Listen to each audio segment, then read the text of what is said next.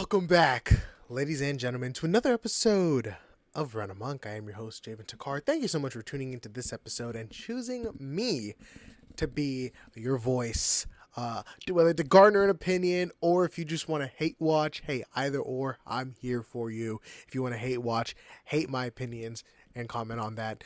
Or if you're just killing the time, you're driving to work, coming home from work, driving to school, coming home from school, walking to school, either or, whatever you're doing, thank you so much. I truly appreciate you choosing me to be the voice in your head and the visual that you're watching here today. All right, so you read the title. You already know we are continuing our series of our division predictions, division record predictions, or whatever you want to call it. And we're diving into the AFC South today. We finished up the NFC South. If you haven't seen that already, it is the previous video. You can go ahead and take a look. What I predicted for the NFC South. Now in the AFC South, it looks like, you know what, we're pretty spread out. We're pretty spread out here. It is, there's quite a decline here, and I know some fans are not going to be happy seeing their team at the bottom here. But you know what? Let's just dive right in, starting from bottom to top. As we all know, at the bottom, I do have the Tennessee Titans. I know Titans fans are very excited for this year, and they think that they're being very underrated, and maybe they are. However, I'm not going to be the one to pick them as the sleeper team. Now, they do have some young and exciting folks. I just don't think that they have enough to get it together quite yet. I think that next year, maybe in 2 years, I will be really high on this team. It all comes down to that quarterback, Will Levis. How is he going to develop now with their new head coach, Callahan? How does Will Levis work with these new weapons as well? So let's dive in. So, of course, opening it up with the Tennessee Titans, they had that big trade for L'Jarius Sneed, which I think was, a very important trade for a very important position for a very good player. L'Jarius Sneed was a really good cornerback for the Kansas City Chiefs, and he does boost this secondary. But after Sneed, it's very bad. It's okay. So they picked up Chidobe Awuzie in free agency, and then they have Roger McCreary, and then they have Quandre Diggs and Amani Hooker at safety, along with Jamal Adams. So in my opinion, I think that that's a very hit or miss secondary. They're either going to be really good or they're going to be absolutely buns toast. And I could see it being either way, frankly, on a game by game basis. I think some games, they'll be totally locked down, and they'll have their games where they look like a really put together safety secondary unit. But they're also going to have their games where it's going to be a little bit question mark, a little wishy-washy. That being said, I think that their front seven is also nothing impressive.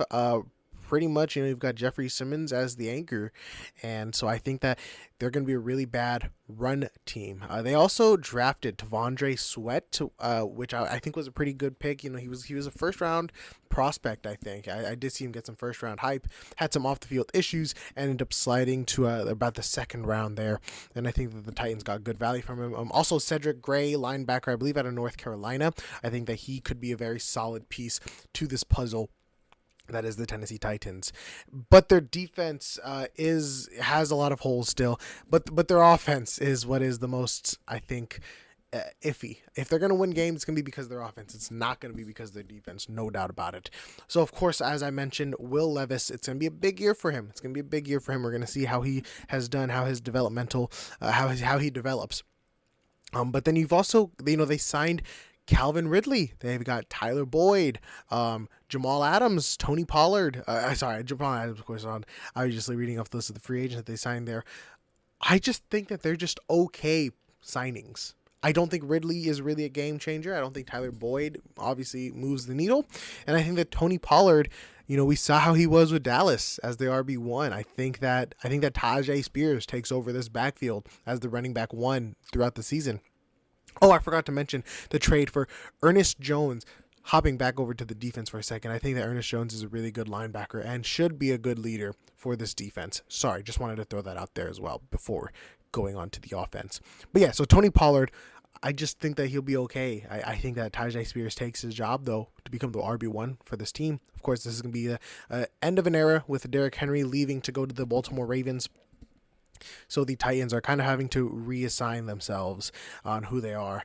And overall, I think that their O-line is going to be solid. It's going to be solid. They invested a early first-round pick for J.C. Latham as the left tackle to protect hopefully Will Levis. You assume that he's going to be their franchise quarterback. And then their receivers, yeah, again, Calvin Ridley, DeAndre Hopkins, like these are, they got some washed guys. And I feel like the team's kind of given up on Treylon Burks. Overall, we'll see how the new head coach does. What is it, Bryce Callahan or something like that?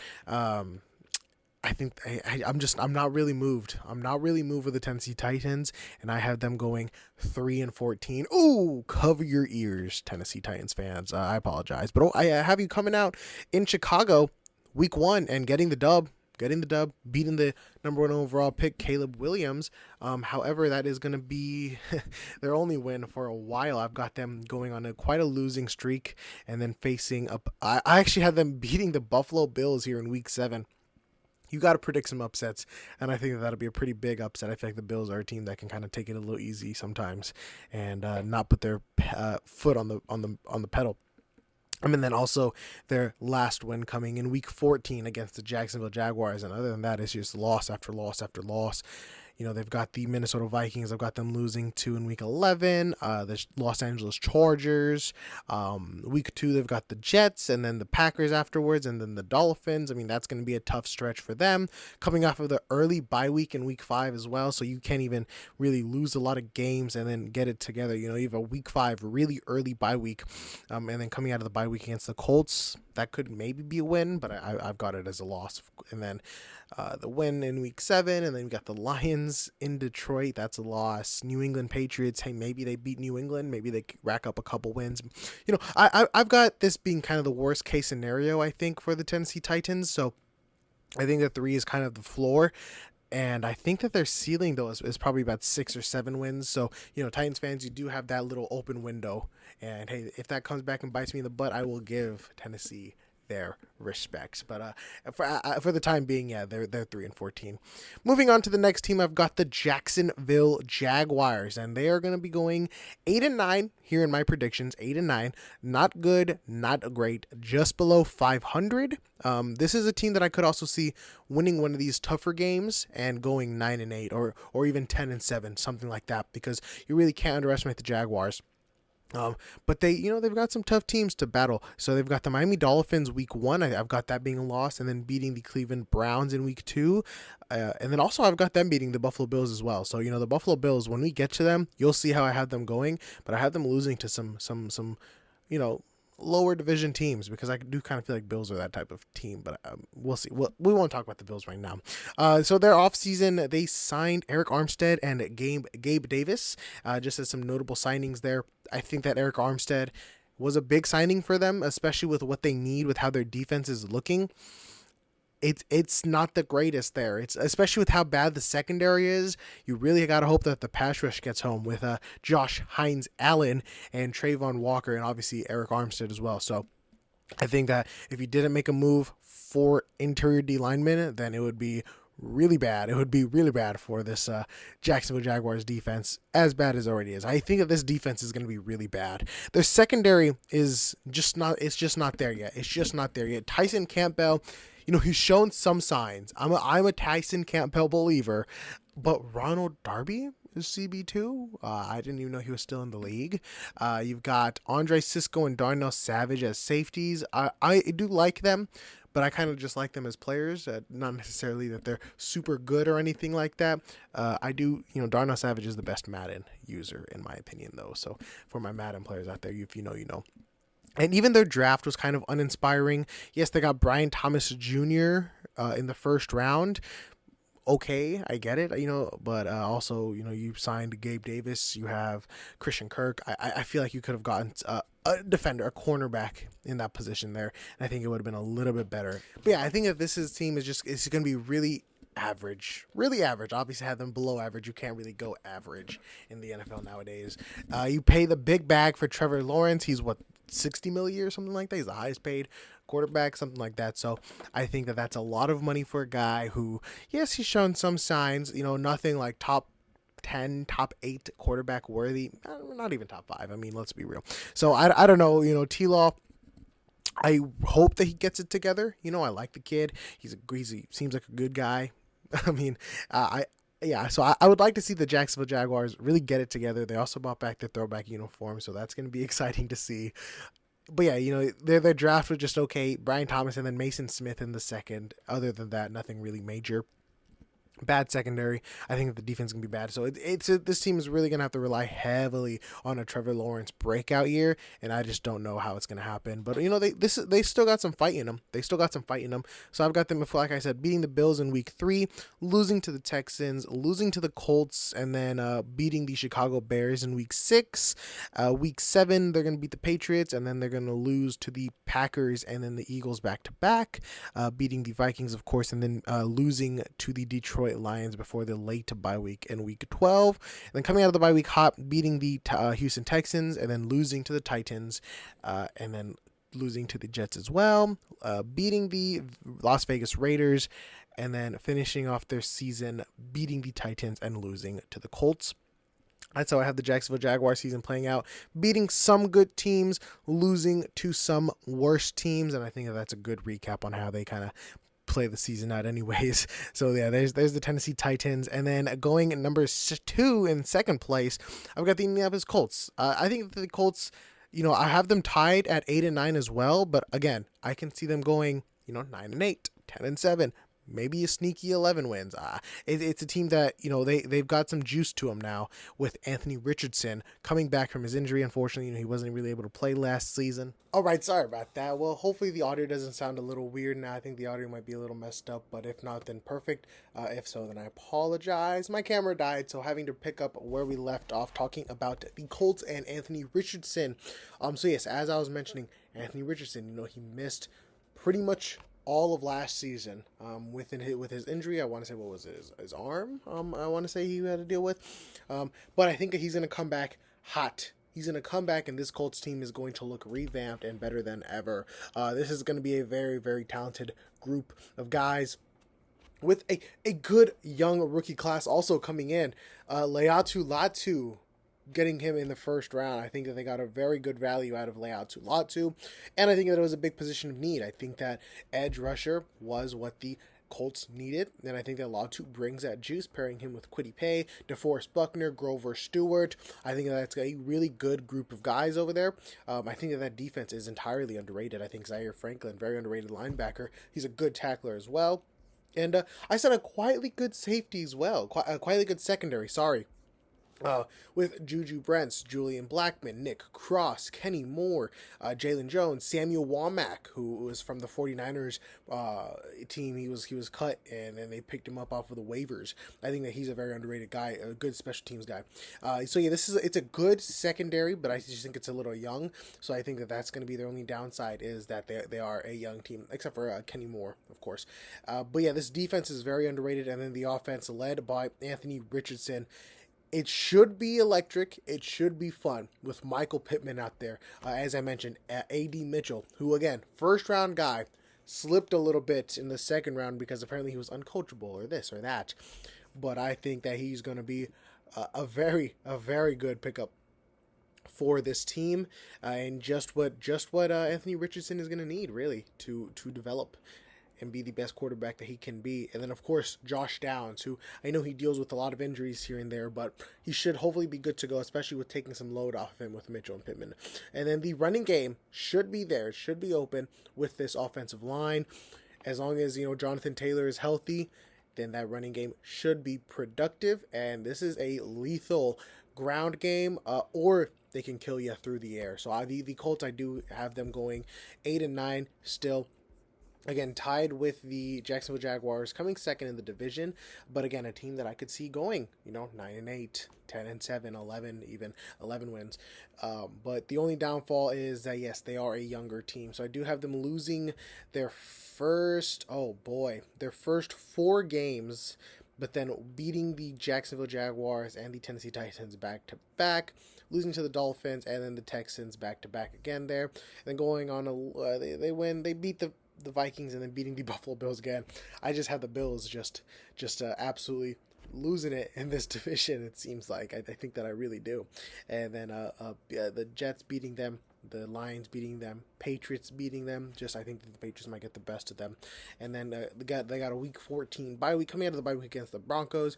I gave that win to the Colts, and then at home they're going to finish off the season after the bye week, 4-0. So they got the Titans, the Giants, and the Jacksonville Jaguars. I think that they win out. So that's how I think that the Colts play out. I think that bye week is going to be crucial. They might look like a completely different team after that bye week. So, yes, I do think that the Colts are going to be a very, very good team, and they're going to be very fun to watch. And I think that give them a couple years, and they can be some cerebral playoff contenders. And now moving on to the top of the division, the top of the South, the Houston Texans. Hey, who would have thunk that the Texans are now the big boys in the South? They're the big boys in the South here.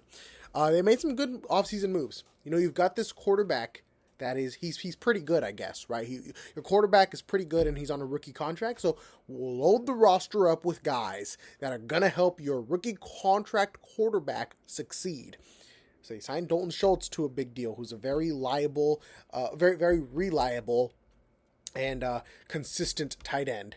Of course, DeMeco Ryans, he coached with the 49ers, defensive coordinator for a little bit. He picks up Azeez Al-Shire to be that leader of the defense, and I think that he's going to do just that. I think Azeez is a really, really good linebacker.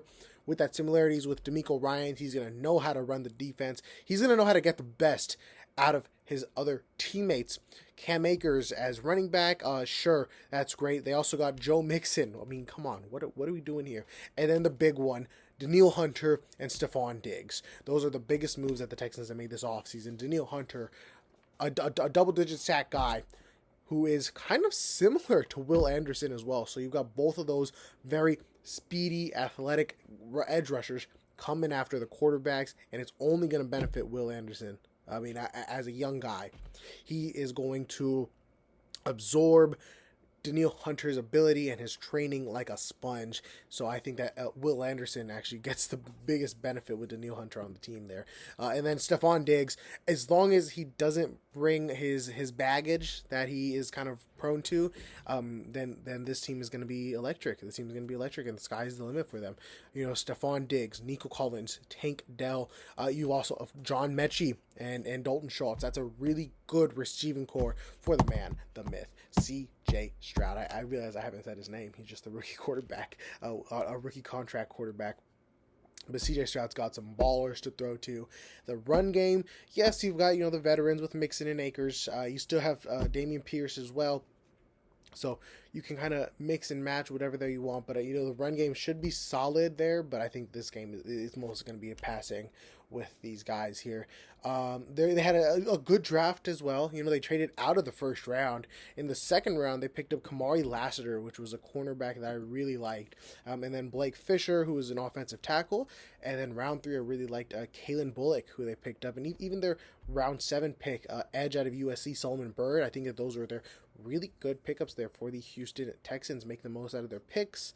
So it was year 2 Stroud. I think the O-line, it could be better, but it's not bad. You've got left tackle Laremy Tunsil, of course, Kenyon Green, Juice Scruggs, Shaq Mason, and Titus Howard there. I would like to see a little bit more improvement there, but it's a unit that'll get the job done for sure. But overall, though, I think that this defense is going to be scary, and I think the secondary is also going to be solid. Derek Stingley looks really improved and really complete as a cornerback. He looked good in the preseason, so I think that he's a breakout candidate.